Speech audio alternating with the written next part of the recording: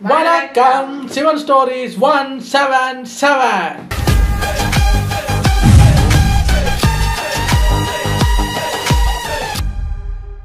Okay, நம்ம சிவனோட நெத்தி கண்ணில் இருந்து வெளியே வந்த குழந்தை வளர்ந்து போய் ஜாபா சுந்தரேசன் என்ன பேரு? ஜலகண்டேஸ்வரரா? இல்ல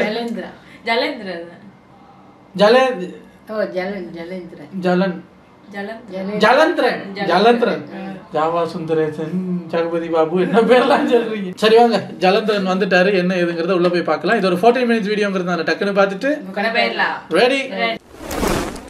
நம்ம ஜலந்தர் இயற்கைக்கு மாறா அதிதீவிர வளர்ச்சி அடைஞ்சு ஒரு வாலிபனா வந்து இயற்கைக்கு மாறா டக்குன்னு நம்ம ஈச மாதிரியே இருந்தா. அதே சமயம் இந்த பக்கம் நம்ம மகாதேவரோ கணேசன் கிட்ட பார்வதி தேவி தன்னோட சக்தியை உணரும் நாளுக்காக அவர் காத்துக்கிட்டு இருக்கிறதா சொல்லிட்டு இருக்கும் போது இந்த பக்கம் தேவி மயங்கி விழ போறாங்க. அந்த நேரத்துல சிவன் கரெக்டா அங்க போய் பார்வதி தேவியை கீழே விழாம தாங்கி பிடிச்சிட்டார். அப்படியே பாசமா பிடிச்சு தன்னோட சக்தியை அவங்க மேல பாய்ச்சி அவங்களுக்கு எனர்ஜி கொடுத்துட்டு பழையபடி நிக்க வச்சுட்டார். பார்வதி தேவி ஒரே இடத்துல நின்று இருக்கிற மாதிரி தான் அவங்களுக்கு தெரியும். அவங்க கண்ணை திறந்து பார்க்க அவங்களுக்கு முன்ன ஆதி யோகி குணேசனும் நின்னுகிட்டு இருக்காங்க. ஆதியோகி குணேசனை தேவி கிட்ட அனுப்ப குணேசனும் தேவி கிட்ட போய் ஒரு நல்ல செய்தி, உங்களோட இந்த திட சங்கல்பத்தை பார்த்து எங்க குருஜி ரொம்பவே சந்தோஷப்பட்டு விட்டார். அந்த சந்தோஷத்துல உங்களோட அரண்மனைக்கு வர அவர் சம்மதிச்சிட்டார் அப்படின்னு சொல்ல தேவியோ உண்மையாகவா, உண்மையத்தான் சொல்றீங்களா அப்படின்னு கேட்டு சந்தோஷமாகறாங்க. நம்ம குணேசனும் ஆமாம் குரு வர சம்மதித்து விட்டார், கொஞ்ச நேரம் கழிச்சு அப்புறமா தான் அவர் வருவார் அப்படின்னு சொல்லிட்டு குருதேவரை வரவேற்க சில முக்கியமான ஏற்பாடுகளை எல்லாம் நீங்க பண்ணணும் அப்படின்னு நம்ம குணேசன் சொல்ல அது என்னன்னு நம்ம தேவி கேட்டதும் நம்ம குணேசன் அதெல்லாம் நீங்க கவலைப்பட வேணாம், என்னென்ன மாதிரியான வரவேற்பெல்லாம் இருக்கணும், என்னென்ன தேவை அப்படிங்கறதெல்லாம் ஒரு சின்ன லிஸ்ட் போட்டு எழுதி இருக்கிறேன், அதை மட்டும் கரெக்டா ஏற்பாடு பண்ணிடுங்க அப்படின்னு சொல்லிட்டு அந்த லிஸ்ட் கொடுக்க தேவி லிஸ்ட ஓபன் பண்ணதும் சின்ன லிஸ்ட் சொல்லி நம்ம கணேசன் கொடுத்தார். ஆனா அதை ஓபன் பண்ணி பார்த்தா அவங்க ஒசரத்துக்கு இருக்கு அம்புட்டு பெரிய லிஸ்ட். இருந்தாலும் தேவியும் சரி நான் அரண்மனைக்கு போன உடனேயே எல்லா ஏற்பாடுகளையும் பண்ணிடுறேன், நானும் அரண்மனைக்கு கிளம்ப இப்ப தயாராகணும் அப்படின்ட்டு ஆதியோகி காலில் விழுந்து ஆசீர்வாதம் வாங்கிட்டு அரண்மனைக்கு கிளம்பிட்டாங்க நம்ம தேவி. கட் பண்ணி இந்த பக்கத்துல பார்த்தா நம்ம ஜலந்தர் கடல்ல இருந்து வெளியில வந்து சுக்கராச்சாரியார வணங்குறார். குருதேவரோ சிஷ்யனை பார்த்து, சிஷ்யா உன் சுவாசத்தை நெறிப்படுத்தி கட்டுப்படுத்த தெரிந்து கொண்டாயா அப்படின்னு கேட்க அவனும் பண்ணிட்டேன்னு சொல்றான். அப்புறம் குருதேவர் கேட்கிறார், உன்னோட ஆற்றலையும் உன்னோட சக்தியையும் உன்னோட விருப்பத்துக்கு ஏத்த மாதிரி உன்னால பயன்படுத்த முடியுமா அப்படின்னு கேட்க அவரும் ஆமா. அடுத்து நம்ம அசுர குருதேவர் நல்லது, அடுத்து நீ எடுக்க வேண்டியது பிரமாணம் அப்படின்னு சொல்ல இந்த பக்கம் நம்ம பார்வதி தேவியை காட்டுறாங்க. காட்டுல இருந்து அவங்க அரண்மனைக்கு ரிட்டர்ன் ஆகிற டைம்ல மறுபடியும் மகாதேவரோட அந்த நிழலை பாக்குறாங்க. அப்படியே கோவமா பின்னாடி திரும்ப நம்ம மகாதேவர் நின்னுகிட்டு இருக்கிறார். பார்வதி தேவி சிவனை பார்த்து, நீங்க தானே தியானத்துல என்னோட தகுதியை பத்தி அன்னைக்கு நீங்க கேள்வி கேட்டது, இப்ப தெரியுமா உங்களுக்கு, எனக்கு என்னோட குரு கிடைச்சிட்டாரு, நானும் இப்ப முன்னேறி மாற்றமடைய ஆரம்பித்து விட்டேன் அப்படின்னு கொஞ்சம் திமிரோட சொல்ல மகாதேவரோ எப்படிப்பட்ட மாற்றம் அப்படின்னு கேட்க பார்வதி தேவியும் எனக்கு சத்தியத்தின் அனுபவம் கிடைத்தது அப்படின்னு சொல்லி நான் யார் அப்படிங்கிற அந்த தேடலை ஆரம்பிச்சிட்டதா அவங்க சொல்றாங்க. அப்படி என்ன பாத்தீங்க, என்ன ஆரம்பிச்சீங்க ராஜகுமாரி அப்படிங்கிற மாதிரி சிரிச்சு விட்டு நம்ம ஆளு கேட்கிறாப்ல. தேவியோ உங்களுக்கெல்லாம் அது ஒண்ணும் தெரிய வேண்டிய அவசியம் இல்ல, இருந்தாலும் நான் உங்களுக்கு சொல்றேன்னு சொல்லி நீங்க தான் அன்னைக்கு என் தகுதியை பத்தி கேள்வி கேட்டீங்க, இப்ப தெரிஞ்சுக்கங்க அப்படின்னு அவங்க பேச ஆரம்பிக்கிறாங்க. நான் ஒரு அற்புதமான இடத்தை பார்த்தேன், ஒரு கனவு மாதிரி அது இருந்தது, ஒரு பொண்ணை பார்த்தேன், அவ ஏதோ பிரச்சனையில இருந்தா, அவளை ஏதோ ஒரு அசுர சக்தி அட்டாக் பண்ண பார்த்துச்சு, அப்போ ஒரு ஆணோட உருவம் அந்த பொண்ணை காப்பாத்து, ஆனா நீங்க தான் அன்னைக்கு என்ன சொன்னீங்க என்னால எதையுமே பார்க்க முடியல அப்படின்னு. ஆனா இப்ப நான் சொன்ன இந்த காட்சிகள் எல்லாத்தையுமே நான் ஆல்ரெடி பார்த்துட்டேன். அப்புறம் எனக்கு கிடைச்ச என் குருவோட பாதையால எனக்கு நான் யார் அப்படிங்கிற அந்த கேள்விக்கான விட கிடைக்கும். இப்ப சில காட்சிகளா தெரியுற விஷயம் அடுத்து எனக்கு ஒரு படமாவே தெரிய வரும், ஞாபகங்கள் வரும் அப்படின்னு சொல்றாங்க. ஆனா இவரோ அது சரி ஏதோ ஒரு அசுரனை பார்த்ததா சொல்றீங்க, ஆனா யாருன்னு தெரியல, அப்புறம் ஒரு ஆணோட உருவத்தை பார்த்ததா சொன்னீங்க, ஆனா அவரையும் யாரு என்னன்னு அடையாளம் தெரியல, சரி குறைஞ்சபட்சம் ஒரு பொண்ணை பத்தி சொன்னீங்களே அந்த பொண்ணு நீங்க தானே அப்படிங்கிற மாதிரி இவர் கேட்க தேவியோ அது நான் இல்ல அப்படின்னு சொன்னதும் அடச்சை இதத்தான் நீ அனுபவம்னு பேசுறியா, இதத்தான் நீ தியானம்னு சொல்றியா, எனக்கு என்னமோ உனக்கு கிடைச்சிருக்கிற அந்த குருநாதர் ஒரு போலி ஆளா இருப்பாரோ அப்படின்னு தோணுது, தப்பு தப்பா உனக்கு சொல்லி கொடுத்திருக்காரு, ஒன்னு ரிசல்ட் சரியில்லையே அப்படின்னு பேசி தேவிய கோவப்படுத்துறாரு. அவங்களுக்கும் பயங்கரமா கோவம் பொத்துக்கிட்டு வருது. என்னோட குருவை பத்தி எல்லாம் நீங்க பேச வேண்டிய அவசியமே இல்ல, ஏன் குருவை விமர்சனம் பண்றதுக்கு நீ யாரியா அப்படின்னு கேட்க சிவனோ ஒண்ணுமே தெரியாத மாதிரி ஆமா யார் தான்ப்பா உன்னோட குரு அப்படின்னு கேட்க பார்வதி தேவியும் சரியான நேரம் வரும்போது நான் யாரு அப்படிங்கிற மேட்டரை என் குரு எனக்கு தெரியப்படுத்துவார், என்னையே என்னை யார் என்பதை கண்டுபிடிக்க வைப்பார், அந்த நேரம் கூடிய விரைவில் கூடி வரும் அப்படின்னு சொல்லிட்டு தேவி அங்க இருந்து போயிடுறாங்க. அந்த பக்கம் பார்த்தா நம்ம சுக்கராச்சாரியார் ஜலந்தரையும் ஒரு அசுர கூட்டத்தையும் காட்டுறாங்க. அசுர குரு ஜலந்தர் கிட்ட ஒரு ரொம்ப பெரிய பாறையை காட்டி உன்னால அதை உடைக்க முடியுமா அப்படின்னு கேட்க அவனும் அதை உடைக்க போறான். ஆனா குருதேவர் ஒரு கண்டிஷன் போடுறார், நீ அந்த பாறையை உடைக்கலாம் ஆனா 3 அட்டெம்ப்ட் தான் பண்ணணும் அப்படிங்கிற, உன் கையை யூஸ் பண்ணி அதுவும் 3 அடியில உடைக்கணுங்கிற. ஜலந்தரனும் ஓடி போய் அந்த பெரிய பாறை மேல ஏறி ஒரே குத்துல அந்த பாறையை உடைச்சு தள்ளிடுறான், ஒரே அடியில உடைச்சிட்டான். சுக்கராச்சாரியார் முதற்கொண்டு சுத்தி இருக்கிற அத்தனை அசுரர்களுக்கும் இதை பார்த்து பேரதிர்ச்சி. இவனோட இந்த பலத்தை மகாவிஷ்ணுவும் பிரம்மதேவருமே பாத்துக்கிட்டு இருக்காங்க. இந்த பக்கம் ஒரு வழியா நம்ம தேவி அங்க ஒரு நாய் இருப்பானே அவனுக்கும் காட்டுங்க, வெள்ளை வெள்ளைன்னு சுண்ணா படிச்ச வீட்டுக்குள்ள உட்கார்ந்து இருப்பான்ல பொந்துறேன் காட்டுங்க. ஒரே அடியில பாறையை உடைச்சிட்டான்டா. இப்ப சின்ன பையனை கொல்ல வந்த மாதிரி வரமாட்டான், ஏன்னா வளர்ந்துட்டாருல. அதுவும் சிரிச்ச முகத்தோட இருக்க அதை பார்த்த நம்ம மீனாவதி தேவி, ஆஹா தான் பொண்ணு சிரிச்சு எத்தனை நாள் ஆச்சு, இவ சந்தோஷத்தை பாக்குறதுக்கு எனக்கு எவ்வளவு சந்தோஷமாக இருக்கு தெரியுமா அப்படின்னு மனசுக்குள்ளே நினைச்சுக்கிறாங்க. தேவியோ எனக்கு கிடைச்ச இந்த குருக்காக நான் என்னமோ வருஷ கணக்கா காத்திருந்த மாதிரி ஒரு உணர்வு தனக்கு ஏற்படுவதாக சொல்றாங்க. தேவியோ தான் அம்மா கிட்ட நான் சீக்கிரமே அந்த குரு கிட்ட யானத்தை கத்துக்கிட்டு தியானம் பண்ணி உண்மையிலேயே நான் யார் அப்படிங்கறத கண்டுபிடிச்சு என்ன கேள்வி கேட்ட எனக்கு தகுதியே இல்லைன்னு சொன்ன அந்த சாதுவுக்கு நான் யார் அப்படிங்கறத காட்டுறேன் அப்படிங்கிற மாதிரி மறுபடியும் சொல்ல, யாருமா அந்த சாது அப்படின்னு இப்பதான் அம்மா விசாரிக்கிறாங்க. தேவியோ கொஞ்சம் டீடைலா அதெல்லாம் ஒண்ணுமில்லமா, ஃப்ரீயா விடு, அந்த ஆளை பத்தி இங்க என்ன பேச்சு அப்படின்னு சொல்லிடுறாங்க. அப்புறம் நம்ம பாலயோகி குணேசன் கொடுத்த அந்த லிஸ்ட்ல கொடுத்தது எல்லாம் ரெடி ஆயிடுச்சா அப்படின்னு நான் போய் பார்த்துட்டு வரேன். குரு இங்க வந்ததும் அவருக்கு எந்த ஒரு சிரமமும் இல்லாம பாத்துக்கணும் அப்படின்னு சொல்லிட்டு அங்க இருந்து போய் அவருக்கு தேவையானது எல்லாத்தையும் எடுத்து வச்சுக்கிட்டு இருக்கும்போது சிவனோட குரல் கேட்க திருப்பி பாக்குறாங்க. பார்வதி தேவி தன்னோட குருக்காக ஏற்பாடு பண்ண அந்த சீட்ல மகாதேவரை பார்த்து டென்ஷன் ஆகி, நீங்க எப்படி என்னோட குருவாட சேர்ல உட்காரலாம், என் குருக்காக தயார் செய்யப்பட்ட அந்த சேர், அதுல உனக்கு உட்கார தகுதியே இல்ல அப்படிங்கிறாங்க. சிவனோ மறுபடியும் அவரோட குருவை பத்தி விமர்சனம் பண்ணிக்கிட்டு அந்த குருவுக்காக வச்சிருந்த பழங்களை எல்லாத்தையும் பார்த்துட்டு அங்க கொழுக்கட்டை இருக்கும் அதை எடுத்து சாப்பிடவே செய்யறாரு. தேவியோ டென்ஷன் ஆகி சுத்தி இருந்த அந்த பாடி கார்டை கூப்பிட்டு இந்த ஆளை வெளியே அனுப்புங்க அப்படின்னு பேசிக்கிட்டு இருக்க மீனாவதி தேவி அங்க வராங்க. என்னமா நீ யாரை பார்த்து பேசுற அப்படின்னு கேக்குறாங்க. இதோ இந்த ஆள்கிட்ட தான் அப்படிங்கிறாங்க நம்ம தேவி. இங்க யாருமே இல்லையே அப்படிங்கிறாங்க அம்மா. இது உட்கார்ந்துருக்காரே இந்த ஆளத்தான் அப்படின்னு சொன்னா, அட இங்க யாருமே இல்லமா, உனக்கு என்ன எது உண்மை எது பொய்னு கூட தெரியல, எல்லாம் பிரம்ம அப்படின்னு சொல்றாங்க. ஆனா அவங்களுக்கு என்ன நடக்குது அப்படிங்கிறது புரிஞ்சு போச்சு. சிவனத்தான் கற்பனை பண்ணி இப்படி பண்ணிக்கிட்டு இருக்கா அப்படிங்கறத புரிஞ்சு சிரிக்கிறாங்க. அந்த பக்கம் நம்ம சுக்கராச்சாரியாரு ஒரே அடியில அந்த பாறையை உடைச்சான் இல்லையா ஜலந்தன், அவங்கிட்ட வந்து அவனை பாராட்டுவார்னு பார்த்தா அங்க இருக்கிற மலை உச்சியில இவரோட மாய சக்தியால கண்களை மூடி ஒரு பெரிய பாறையை வர வச்சு ஜலந்தர்கிட்ட, நான் என்னோட மாய சக்தியால உருவாக்கின பாறை அது, அந்த பாறை கீழே உருண்டு வராம நீ தான் தடுக்கணும் அப்படின்னு சொல்ல அந்த பக்கமா அந்த பாறை உருண்டு வர ஆரம்பிக்குது. இப்போ நம்ம ஜலந்தர வேகமாக ஓடி போய் அந்த பாறையை தடுக்கிறான். அது மறுபடியும் சரிஞ்சு அப்படியே வர அவன் தன்னோட பலத்தால அந்த பாறையை அப்படியே மேல வேகமா தள்ளிட்டே போய் ஒரு இடத்துல நிறுத்தி வச்சு கீழே உருண்டு வர முடியாதபடி ஸ்டாண்ட்ல போட்டான். சைக்கிள் ஸ்டாண்ட்ல போற மாதிரி போட்டான். இதை பார்த்த அசுரர்கள் அத்தனை பேரும் ஆச்சரியத்துல கேட்க ஒருத்த மட்டும் பொறாமையோட பாக்குற மாதிரி தெரியுது. ஜலந்தரோட இந்த ஆட்டலை பார்த்து சுக்கராச்சாரியாரோ மனசுக்குள்ளவே தன்னோட பல வருஷ தவத்துக்கான அந்த பலன் கிடைத்து விட்டது அப்படின்னும் தான் இத்தனை நாளா இவன மாதிரி ஒருத்தனுக்காக காத்துக்கிட்டு இருந்ததாகவும் சொல்றார். தேவர்களோட அராஜகத்தை அடக்கி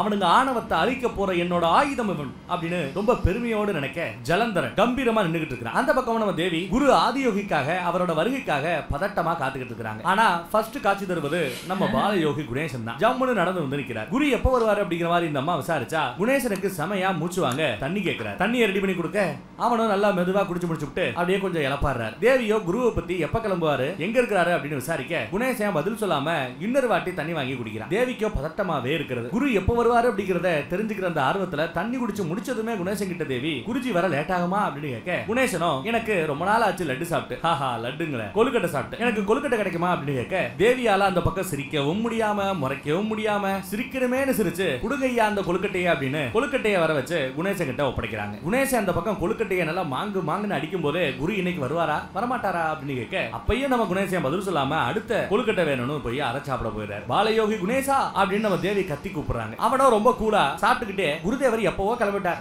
எப்ப வேணாலும் இங்க வருவார் அப்படின்னு சொல்ல தேவியால ஒன்னும் சொல்ல முடியாம வேகமா அவங்க அம்மாவை கூப்பிட்டுக்கிட்டே ஆகட்டும் எல்லாத்தையும் ரெடி பண்ணுங்க அப்படின்னு சொல்லிட்டே போறாங்க. இந்த பக்கம் நம்ம பையன் எதையும் கண்டுக்கலையே, கொழுக்கட்டையிலேயே குறியா இருக்கிறான். ராஜா ராணி தேவி குணேசன் எல்லா பேரும் இப்போ ஆதியோகியா நம்ம குருவை வரவேற்கிறதுக்காக காத்துக்கிட்டு இருக்காங்க. ஆதியோகி நடந்தும் வர அவரை பார்த்ததும் எல்லாரும் மலர் தூவி வரவேற்கிறாங்க. அவர் நடந்து வரதை பார்த்த நம்ம மீனாவதி தேவிக்கோ மாப்பிள்ளை வரவேற்ப அவர் சாம்பலை பூசிட்டு அரண்மனைக்கு வந்ததை நினைச்சு பார்த்து அப்படியே ஆனந்த கண்ணீரே விடுறாங்க. அப்போ அவரை வரவேற்கிற மாதிரியே இப்பவும் வரவேற்கிறாங்க. அதே சமயம் அந்த பக்கம் பாறையை சரியாம மேல நிறுத்தி வச்சிருந்த நம்ம ஜலந்தரை காட்டுறாங்க. அவன் ரொம்ப பெருமையா நிக்கிறத பார்த்து அசுரங்க எல்லா பேரும் இவனை ஒவ்வொருத்தரா புகழ்ந்துகிட்டு இவன் மட்டும் நம்ம கூட இருந்தா போதும் நமக்கு வெற்றி நிச்சயம், இவனை எப்பவுமே நம்ம கூடயே வச்சுக்கணும் அப்படின்னு பேசிட்டு இருக்காங்க. அந்த நேரம் ஜலந்தரன் கையை மேல தூக்கி வெற்றி குறிய காட்டினதும் எல்லாரும் வாழ்க அப்படின்னு கோஷம் போட ஸ்டார்ட் பண்ணிட்டாங்க. ஒருத்த மட்டும் பொறாமையோட முறைச்சு பார்த்துட்டே நிக்கிறான். இது எல்லாத்தையும் நம்ம நாராயணரும் பிரம்மதேவரும் இன்னும் கண்டினியூவா பார்த்துக்கிட்டு தான் இருக்காங்க. இவனை பார்த்து நம்ம அசுர குருவோ 3 லோகத்துக்கும் அதிபதியாக சிவனின் அங்கமான இவனை எப்படியாவது ஆக்கிடணும் அப்படின்னு மனசுக்குள்ளேயே நினைக்கிறேன். அப்போ மலையில இருந்து சட்டுன்னு மறைஞ்சு